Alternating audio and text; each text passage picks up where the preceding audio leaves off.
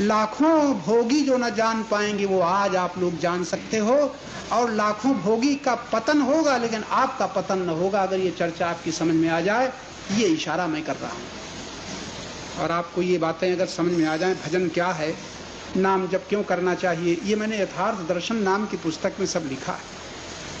अगर तुम भटकना नहीं चाहते हो, दर बदर ये खाक नहीं छानना चाहते हो, और तमाम पैसा लगा करके तीर्थों में मुक्ति के लिए नहीं दौड़ना चाहते हो, तो मैं कहता हूँ पहले यथार्थ जानकारी प्राप्त कर लो और तब फिर निकलो घर से। जानकारी तो सही हो जाए। अगर तुम्हें देश में घूमना है, कलकत्ता बम्बई और चारों दिशा में जाना है, तो बड़ा सौभाग्य होगा, आप नक्शा तो पढ़ लो, नहीं दर बदर टाइम टेबल तो साथ ले लो। और नहीं कहोगे स्टेशन जाना है, गाड़ी पकड़ना है, और तुम्हें पता ही नहीं गाड़ी कब छूटती है, शायद तुम्हारे जाने के पहले 10 मिनट पहले गाड़ी छूट जाए अथवा 4 घंटे बाद छूटे। आपका तमाम शक्ति और समय व्यर्थ जाएगा। अगर आप टाइम टेबल लिए हुए हैं, आप नक्शा देखे हुए हैं, तो आपको पूछना देना पड़ेगा। इसी प्रकार इन पुस्तकों के अध्ययन से आपको सही दिशा मिल जाएगी, मार्ग मिल जाएगा। जब भजन करने की जरूरत पड़े तो कम से कम सही भजन तो करोगे। मैं तो ये भी नहीं कहता हूँ भजन करो, लेकिन करो तो सही ढंग से करो। दान करो तो सही ढंग से करो। अरे त्याग करो तो जानो त्याग किसे कहते हैं, किसका त्याग करना है। अरे मंदिर में जाओ तो समझ लो, आज मंदिर तो बने हमारे देश में, लेकिन मंदिर जाने वालों में ये भी तमीज नहीं है कब घंटा बजाना चाहिए, कैसे आरती करना चाहिए और कैसे फूल चढ़ाना चाहिए। बुढ़ाए गए मंदिर में जाते जाते, इतनी भी योग्यता नहीं है। पुजारी जैसे तैसे, वो पूजा करने वाले भी जैसे कि तैसे, न उनको शिक्षा मिली है न उनको शिक्षा मिली है, अध्ययन है नहीं। हमारे संत कहते हैं सबसे पहले है साधना। जीवन के निर्माण की 4 बातें मुझे याद आ गई जो मैं दोहरा रहा हूँ, लेकिन आपको याद न रहेंगे, घर जाते जाते ये भी मैं बता देता हूँ, क्योंकि जुकाम का नुस्खा तो है नहीं। जुकाम का नुस्खा तो मैं बता नहीं रहा हूँ, पेट के दर्द की दवा तो मैं बता नहीं रहा हूँ कि आपके दर्द है वो आप परेशान हो जाएं और कहें हमें दवा बता दो, और हम दवा बताते बताते जहाँ 4-6 चीजें था हमें रोक दो, कह दो बाबा हम भूल जाएंगे, जल्दी लिखा दो। ऐसा दर्द तो आपको है नहीं, इसलिए हम बकते जाएंगे, तुम सुनते जाओगे, कहोगे हाँ बाबा ठीक बोले हो, लेकिन आपको जरूरत तो है नहीं, इसलिए घर में भूल जाओगे। तो सबसे पहले जीवन के निर्माण, जीवन निर्माण कह रहा हूं। जीवन निर्माण का मतलब है जैसे भवन का निर्माण कोई योग्य पुरुष कर पाता है। आज का इंजीनियर अगर नक्शा न बनावे तो पहले के घरों में जो फर्क आया ऐसे ही आ गया। पहले भी घर बनते थे, ऐसे छोटे दरवाजा लगे, ताने कितनी बार सर टूटता था और जाने क्या अर्थ लगाते थे। जैसे जैसे उसे परेशानियां और दुख और प्रतिकूलताएं मालूम हुई, तैसे तैसे मनुष्य की बुद्धि में विकास हुआ और सुविधाओं की का पक्ष ले ले करके इतना निर्माण हो गया। आज वस्त्र बदल गए, बाल बदल गए, यानी इतना मनुष्य सुविधा का पक्ष ले रहा है कि शायद कभी कभी तो विवेक न होने के कारण सुविधाओं का पक्ष लेने से मनुष्य गुलाम बनता चला जा रहा है, क्योंकि विवेक नहीं। इसलिए साधना की बात, जीवन निर्माण मैं कह रहा हूँ। भवन का निर्माण अगर कोई करेगा तो थोड़े दिन में ये इसकी भी आयु होती है, इस भवन की तो आयु होती। और आज का एक इंजीनियर जानता है, वो पहले से बता देता है 100 बरस इसकी आयु है कि 300 बरस आयु है कि 5 बरस से आयु। ये खंभा जो बना है इसी तरह का एक खंभा 50 बरस की आयु उसकी होगी, एक की 100 बरस, लेकिन इसकी आयु अपेक्षाकृत ज्यादा होगी क्योंकि खंभा दूसरे ढंग का बना है और इसके लोग जानते हैं इसकी खंभे कितनी आयु। खंभे सभी हैं लेकिन आयु सबकी अलग अलग है। ये भवन के निर्माण में भी निश्चित हो चुका है कि किस ढंग से भवन का निर्माण किया गया है कि उसकी आयु ज्यादा होगी। एक भवन 500 बरस चलेगा।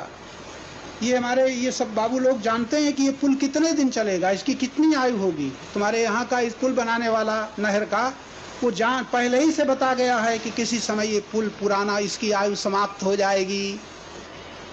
और इंजीनियर लोग जब जान लेते हैं पहले ही से दूसरा पुल बनाना शुरू करते हैं। तुम्हें दिखता है अभी तो बड़ा मजबूत है, इसमें तो एक ईंट भी नहीं हिली है, लेकिन वो जान लेते हैं ईंट भले नहीं हिली हो लेकिन ये पुराना हो रहा है, इसकी आयु इतनी रह गई है। तो भवन के निर्माण में तो आप धोखा खा सकते हैं। भवन का निर्माण करोगे उसकी आयु समाप्त हो जाएगी, लेकिन याद रखना जीवन का निर्माण जो कर लेगा तो जीवन उसे कहते हैं जहाँ मृत्यु पहुँचती ही नहीं है। भूलोगे तो नहीं। आप इतने लोग बैठे हो मरने से डरते हो, हाय मर जाएंगे, हे भगवान अभी हमारा लड़का नाती पोता आदमी स्त्री सब बने रहें। जो कोई मरने से डरता है उसको आज तक जीवन का पता ही नहीं, चाहे उसने गीता पढ़ी हो चाहे रामायण पढ़ी हो। और चाहे उस शिष्य बना हो, चाहे गुरु बना हो, मौत से डरने वाला मृत्यु को अभी तक नहीं जानता, मौत को नहीं जानता। मैं आपसे निवेदन करूंगा विद्वान सज्जनों, कम से कम मृत्यु को तो जान लो क्या है। और आज से पूछूं आपसे तो आप बता न पाओगे, अगर मैं पूछूं आपने मृत्यु को देखा है तो कोई न कह पाओगे। डरने वालों, मौत से डरते सब हैं, लेकिन मृत्यु को देखा आज तक किसी ने नहीं। और जीवन सब चाहते हैं, लेकिन जीवन चाहने वालों ने जीवन अभी तक जाना ही नहीं। बड़ी विचित्र बात है ये, आपसे कह रहा हूं। जीवन चाहने वालों जीवन को जानते नहीं हो, इसलिए जीवन चाहते हो। और मृत्यु से डरने वालों तुम मृत्यु को जानते नहीं हो, इसलिए मृत्यु से डरते हो। जिस दिन तुम मृत्यु को जान लोगे, मृत्यु का भय छूट जाएगा, और जीवन को जान लोगे तो जीवन की इच्छा ही समाप्त हो जाएगी। फिर क्या होगा? फिर होगा जीवन का निर्माण। तो मैं दो प्रश्न पीछे करके मैं निर्माण की चर्चा भी कर रहा था। जीवन के निर्माण के लिए 4 बातें आवश्यक। पहले है साधना। साधना किसे कहते हैं, बड़ा लंबा प्रश्न है। ये आंख बंद करके ध्यान लगाने वाले वो समझते हैं हम साधना कर रहे हैं। अरे ये कवायद है। हम बड़े कड़े शब्द कह देते हैं आप ऐसे विद्वानों के सामने कि हमें पंडितों ने और उपदेशकों ने बड़ा फुसला रखा है, बड़ा फुसला रखा है, बड़े धोखे में डाल रखा है। कथा सुनाई, उपदेश दिए और हम रीझ गए, प्रसन्न हो गए, बार बार याद आते हैं। फिर वो महात्मा आवे, फिर वो कथावाचक आवे, फिर हमें रामायण सुनावे, फिर हमें उपदेश सुनावे। हम रह गए जैसे के तैसे, उपदेश सुना करके चले गए, हम वैसे ही बुद्धू के बुद्धू बने। ये दशा हमारी है। क्यों? सचमुच यथार्थ विवेक जिसे कहते हैं, सत्संग से जो प्राप्त होना चाहिए, वो हमें नहीं सुलभ होता। इसलिए मैं आपसे निवेदन करता हूं कि थोड़ा सावधान हो करके ये जो साधना आप करते हो, जिसको देखो पूछता है महात्माओं से महाराज साधन बताओ, और फिर ऐसे ईमानदार आदमी हैं कि एमए की डिग्री का सरल साधन न पूछेंगे, धन कमाने का सरल साधन न पूछेंगे, पदाधिकार की प्राप्ति का सरल साधन न पूछेंगे, भगवान की भक्ति का कोई सरल साधन बताओ, ये जरूर पूछेंगे। कठिन न बता देना, क्योंकि हमारे पास ना तो फुर्सत है, न शक्ति है, न समय। सरल साधन पूछते हैं। कितना गलत प्रश्न है जो ये पूछते हैं, सरल साधन बताओ। वस्तुतः प्रश्न ही गलत है, साधन पूछना ही गलत है। इसलिए कि साधन तो आपको मिले ही। भाई माइक क्या गड़बड़ कर रहा है? तो साधन न पूछो, साधना जानो। साधना क्या है? तो जीवन निर्माण के लिए, भवन निर्माण के लिए देखो, नक्शा चाहिए, सामान चाहिए। जितना बढ़िया सामान होगा, सीमेंट होगा, लोहा होगा, और जितना बढ़िया इंजीनियर होगा, उतना भवन का निर्माण बड़े सुंदर रूप से हो सकेगा। तो ऐसे जीवन निर्माण के लिए भी चाहिए, जीवन निर्माण के लिए चाहिए शक्ति। जीवन निर्माण के लिए शक्ति चाहिए, और शक्ति के साथ उसके उपयोग की विधि चाहिए। उसके उपयोग की विधि चाहिए, और विधि के साथ फिर विवेक चाहिए, और विवेक के साथ फिर प्रेम चाहिए, और अंत में विज्ञान चाहिए। ज्ञान और विज्ञान, ज्ञान अलग है, विज्ञान अलग है। इस तरह से जीवन निर्माण की सर्वप्रथम उपाय है साधना, और दूसरा उपाय है स्वाध्याय। दूसरी बात स्वाध्याय। स्वाध्याय का मतलब पुस्तक पढ़ना मात्र नहीं, लेकिन पुस्तक पढ़ना आवश्यक होगा। इसलिए पुस्तक पढ़ने के बाद हम अपना अध्ययन करें। स्व माने अपने आप का अध्ययन, स्वाध्याय। अपना अध्ययन करें। आज रामायण पढ़ने वाले बड़े अच्छे रामायण पढ़ जाते हैं, अखंड पाठ भी हो जाते हैं, कथावाचक भी सुना जाते हैं, सारी रामायण की कथा सुन लेते हैं। कोई देवी ये प्रश्न नहीं करती कि रामायण तो मैंने सुन ली, लेकिन रामायण में जितने पात्र की कथा मैंने सुनी, जितने लोगों की कथा सुनी, इनमें से हमारी जात किससे मिलती है? सूर्पनखा से, कि मंथरा से, कि केकई से, कि कौशल्या से, कि सीता से? किसी माता ने प्रश्न न किया होगा कि हमारी जात किससे मिलती, और कथा सुनते चले जा रहे। आप लोगों ने कभी ना सोचा होगा कि मेरे भीतर कौन सा स्वभाव, कौन से गुण विशेष है? राम के गुण हैं कि भरत के गुण हैं कि लक्ष्मण के गुण हैं? हम कुंभकर्ण की जात के हैं कि मेघनाथ की जात के हैं? किसकी जात के हैं? कभी न सोचा हो। कथा सुन ली, बस मुक्ति का टिकट मिल गया, हो गया। इसको कहते हैं स्वाध्याय। अपना अध्ययन करो। कोई पुस्तक पढ़ो, देखो कि इसमें कौन से लक्षण हम में आ रहे हैं। गीता पढ़ो, 16वें अध्याय, आसुरी वृत्तियां और दैवी वृत्तियां, आसुरी संपदा और दैवी संपदा। अब आप में एक प्रश्न कर दो, हम में कितने लक्षण आसुरी संपदा के हैं और कितने लक्षण दैवी संपदा के? इसका नाम है स्वाध्याय। स्वाध्याय का मतलब अपने को पढ़ना। जैसे कोई कपड़ा पहनता है फिर देखता है, मुंह शीशे में देखता है, इसका नाम है मुखाध्याय। मुख का अध्ययन करो, कहाँ गड़बड़ी तो नहीं है, बिंदी ठीक लगी है, बाल ठीक है कि नहीं। पहले बताया साधना, साधना के बाद स्वाध्याय, स्वाध्याय के बाद तीसरा है जीवन निर्माण के लिए संयम, और संयम के बाद है सेवा। बस 4 ये बातें जीवन निर्माण की हैं। जैसे भवन का निर्माण सुंदर हो जाएगा, तैसे जीवन का सुंदर निर्माण हो जाएगा। और जीवन का निर्माण जब हो जाएगा तो जीवन के निर्माण में फिर पूर्णता की प्राप्ति हो जाएगी, जो जीवन का लक्ष्य। कोई कमी आपको न रहेगी। संसार की दिशा में धन की कमी, भोग सामग्री की कमी, मान की कमी, नाम की कमी, जाने कितनी प्रकार की कमी आपको परेशान करेंगी, लेकिन जीवन निर्माण होने पर फिर कोई अभाव न खटकेगा। और जहाँ अभाव का अभाव होता है, अभाव का अभाव हो जाता है, वहाँ आनंद की प्राप्ति होती है। याद रखे रहेगा, अभाव का जहाँ अभाव होता है वहाँ आनंद की प्राप्ति होती है। और अभाव का अभाव संसार के सहारे नहीं होता, धन के सहारे नहीं होता, शरीर के सहारे नहीं होता, परिवार के सहारे नहीं होता। अभाव का अभाव होता है परमात्मा के योग से। अब परमात्मा का योग होता नहीं है ही, ये भी याद रखना। थोड़ा गोद ले लो, बाहर चले जाओ, घर चले जाओ। परमात्मा का अभाव कभी नहीं है। बस यही विवेक आपको प्राप्त करना है। भगवान का नाम लेने वाले, कीर्तन करने वाले, गीता रामायण पढ़ने वाले इतना जान लें कि संसार क्या है और परमात्मा क्या है। मैं जल्दी में इतना ही कहूंगा, परमात्मा उसे कहते हैं जिससे कभी दूरी न हुई है, न भिन्नता हुई है, न होगी। और संसार उसे कहते हैं जिसका योग न हुआ है, न होगा। संयोग हुआ है तो वियोग तो होगा, लेकिन योग नहीं हुआ है संसार का। योग तो परमात्मा का है, होगा नहीं है। परमात्मा के योग का अनुभव करना, इसी का नाम साधना है। सबसे पहले साधना, साधना के बाद स्वाध्याय, स्वाध्याय के बाद फिर स्वाध्याय में क्या पता चलेगा, अपने को अध्ययन करते हुए, अपने को पढ़ते हुए क्या पता चलेगा। रोज रोज सवेरे से शाम तक अपना अध्ययन करो। हमें क्रोध आ गया, हमारी इधर तेजी आ गई, हमें ये लोभ आ गया, हम देना चाहते थे दे न पाए, ये सेवा करना चाहते थे कर न पाए।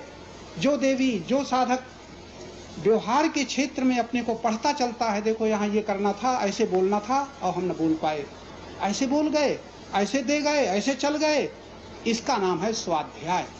तो साड़ी का अध्ययन तो आप लोग बड़े कर लेती हो, ठीक है कि नहीं, शिकन तो नहीं है, सिकुड़े तो नहीं है, किसी के देखने में भद्दापन तो नहीं है, इसका नाम है अध्ययन। तो जैसे साड़ी का, आभूषणों का अध्ययन, अपने श्रृंगार का अध्ययन कोई नारी करती है, वैसे साधक अपने जीवन का अध्ययन करता है। हमारे जीवन में व्यवहार क्षेत्र में कोई कमी तो नहीं है। कमी कहाँ निकली? जहाँ हम खुद अशांत हो गए, जहाँ हम खुद दुखी हो गए, जहाँ हम खुद उद्वेगित हो गए। बड़ा कठिन है। पूजा कर लेना बड़ा आसान है, घंटे 2 घंटे। नियम से मंदिर हो जाना बड़ा सा आसान है। कीर्तन कर लेना, अखंड पाठ कर लेना, सत्संग कर लेना, सत्संग कोई आयोजन कर लेना, सम्मेलन करा लेना, मंदिर बना लेना, बहुत आसान है। लेकिन रोज रोज अपने जीवन का अध्ययन करना बड़े ही विवेकी का काम, जीवन का। ऐसा जो स्वाध्याय करेगा तब पता चलेगा अपनी कमी का, पता चलेगा अपनी कुरूपता का, शरीर की कुरूपता का नहीं, जीवन की कुरूपता का। कहाँ जीवन में कमी है, कहाँ जीवन में सौंदर्य में कमी है। सुंदर दया होनी चाहिए, सुंदर करुणा होनी चाहिए, सुंदर उदारता होनी चाहिए, सुंदर सरलता होनी चाहिए, सुंदर नम्रता होनी चाहिए। और हमारे भीतर आप इतने लोग बैठे हो, जरा बताओ, शरीर में श्रृंगार की कमी तो नहीं है, बड़ा सुंदर श्रृंगार आपके शरीर का है, लेकिन जरा जीवन का दर्शन करो, वहां पर दया पूर्ण है, करुणा पूर्ण है, प्रेम पूर्ण है, उदारता पूर्ण है, सरलता पूर्ण है, नम्रता पूर्ण है, अरे विवेक पूर्ण है, प्रेम पूर्ण है, कोई भी दैवी संपदा कह दो पूर्ण है। ये दैवी संपदा का पूर्ण होना ही जीवन का सुंदर पूर्णता है। आप याद रखें, शब्द कभी आप प्रयोग करें, ये सुंदर जीवन की सुंदरता जो मैंने कही वो साड़ी कपड़े आभूषण से नहीं होती। जीवन का सौंदर्य या जीवन की पूर्णता या जीवन का निर्माण होता है ईश्वरीय गुणों की पूर्णता से। जैसे जैसे ईश्वर के गुण हमें पूर्ण होते जाएंगे, आंशिक तो हम में सब में आ गए हैं। आप दयाव हैं। जहाँ एक आदमी इतना निर्दयी है कि हत्या करने में नहीं चुकता, छुरे चला देता है, चलते चलते छुरा मार देता है, जंजीर खींच लेता है, जेबें रुपए निकलवा लेता है, ऐसे भी हत्यारे आदमी हैं जिनके भीतर दया का अंश नहीं। आप ऐसा नहीं कर सकते। आप तो चप्पल भी नहीं चुरा सकते। इसका मतलब जितने अंशों में आपके अंदर दैवी गुण बढ़े हैं उतने अंशों में बड़ी, हम सरल बात बता रहे हैं। आप जितने लोग यहाँ उपस्थित हो, आप में जितने दैवी संपदा दैवी गुण बढ़े हैं उतने ही अंशों में आप पाप और बेईमानी से बच पा रहे हो। और जहाँ दैवी गुणों की कमी है वहाँ आप सब लोग भी पाप और अपराध कर जाते हो। चाहे जितना इच्छा हो, चाहे जितनी विद्या हो, और चाहे गीता पाठ हो, चाहे रामायण पाठ हो, चाहे मंदिर के दर्शन हो, हम लोगों से भी पाप अपराध वहाँ बच जाते हैं। कहाँ? जहाँ दैवी गुणों की कमी है। ये है क्या? स्वाध्याय के द्वारा अपने जीवन के दोषों को न जान पाना। साधक के लिए स्वाध्याय बहुत आवश्यक है। अपना अध्ययन करो।